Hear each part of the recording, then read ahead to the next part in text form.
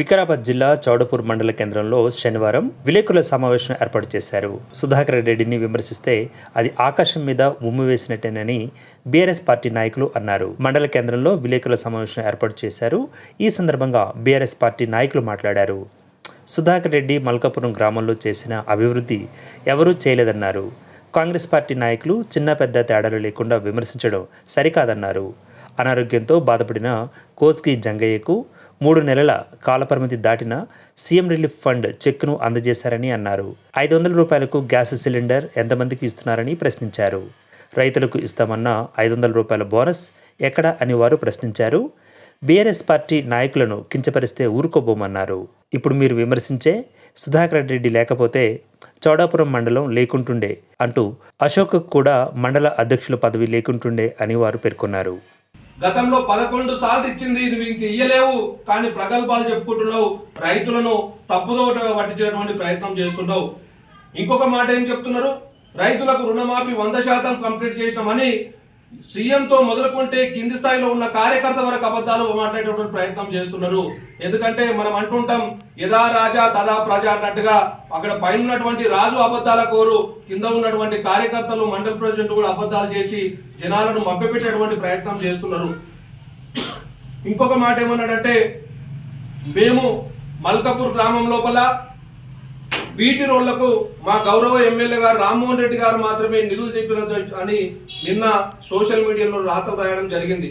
మేము ఈ పత్రికా మిత్రుల పరంగా, ఎందుకంటే మీరు నిజాన్ని నిక్కచ్చిగా బయట ప్రపంచానికి తెలియజేసేటటువంటి ఒక ప్రతినిధులు కాబట్టి మీరు ఎప్పుడు కూడా ఈ నిజాలు ఆలోచన చేయండి. గతంలో ఈ బీటీ రోళ్లకు మల్కాపూర్ నుంచి కామారం వరకు, మల్కాపూర్ నుంచి ఇటు మర్కల్ వరకు బీటీ రోళ్లు గతంలో శాంక్షన్ అయినాయి.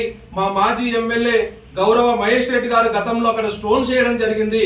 ఆ స్టోన్స్ చేస్తే వర్కులు స్టార్ట్ చేసే కంటే ముందే ఎలక్షన్ కోడ్ రావడం వల్ల ఆ వర్కులు ఆగిపోయినాయి.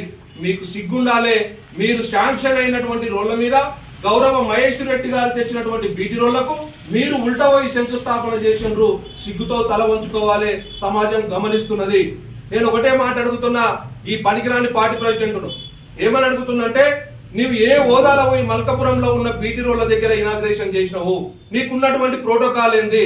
దయచేసి పత్రికా మిత్రులు కూడా ఎక్కడికక్కడ ఖండించాలి.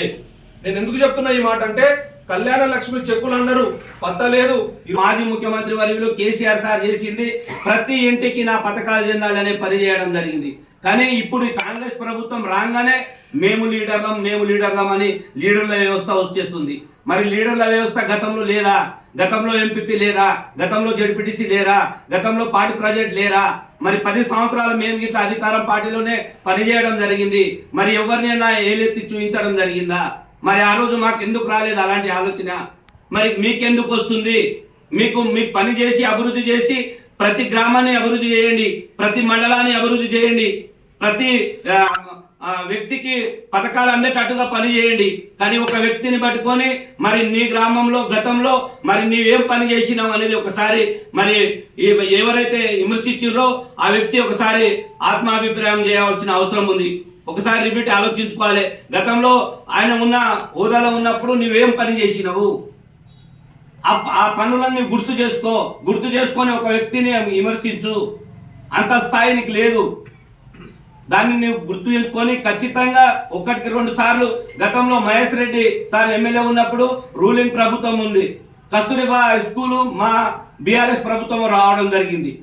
హై స్కూల్ని తర్వాత మేమే శాంక్షన్ చేసుకొచ్చినామని చౌడపురం మండలంలో మందిపల్, మర్కల్, మక్తయంగటపూర్లో మేము తెచ్చినామని ఫోకస్ చేయడం జరిగింది. ఇవన్నీ బోకస్ మాటలు ఎందుకు మాట్లాడుతూ ఉన్నారు? మీరు తెచ్చినవి మీరు చూపించుకోండి. కానీ గతంలో చేసిన అధికారంలో మేము 10 సంవత్సరాలు ఉన్నాం బీఆర్ఎస్ పార్టీలో, మేము చేసిన వరకు అంత బోకస్ ఎక్కడ మాట్లాడలే, ఎవరిని ఏలెత్తి చూపించలే. మరి ఇలాంటి ఆలోచన రావద్దు. ఇలాంటి ఆలోచన వస్తే ఖచ్చితంగా బీఆర్ఎస్ పార్టీ ప్రతి దానికి అడుగడుగులో ఖండిస్తూ ఉంటుంది. మరి ఖచ్చితంగా బీఆర్ఎస్ పార్టీ కుటుంబ సభ్యులు ఎక్కడ ఊకే ఉండేది లేదు. ప్రతి ఒక్కటి మీరు చేసిన హామీలు నిర్ణయించే వరకు మేము ఖచ్చితంగా మీ వెంబడి కంకణం కట్టుకొని ఖచ్చితంగా మిమ్మల్ని నిలదీస్తాం. మాటకు అడుగడుగుకు ప్రతి దానికి మేము ఖచ్చితంగా మా బీఆర్ఎస్ పార్టీ అండగా ఉంటుందని కోరుకుంటూ ఈ అవకాశం ఇచ్చిన పెద్దలకు ధన్యవాదాలు తెలుపుతూ ముగించుకుంటున్నాను. మీరు ఇప్పటి వరకు ఒక వర్కును మీ ప్రభుత్వంలో ఒక బీటీ రోడ్డును మీ ప్రభుత్వంలో శాంక్షన్ చేసి క్లోజ్ చేసినట్టు ఒక్క వర్క్ చూపించండి. ఒక్క పని కూడా లేదు, ఒక్క వర్క్ కూడా లేదు. ఈరోజు ఉద్యోగాలు కూడా ఇచ్చినామంటున్నారు. ఎవరు నోటిఫికేషన్ వేసినారు? ఎవరు నోటిఫికేషన్ వేస్తే ఎవరు ఉద్యోగాలు ఇస్తున్నారు?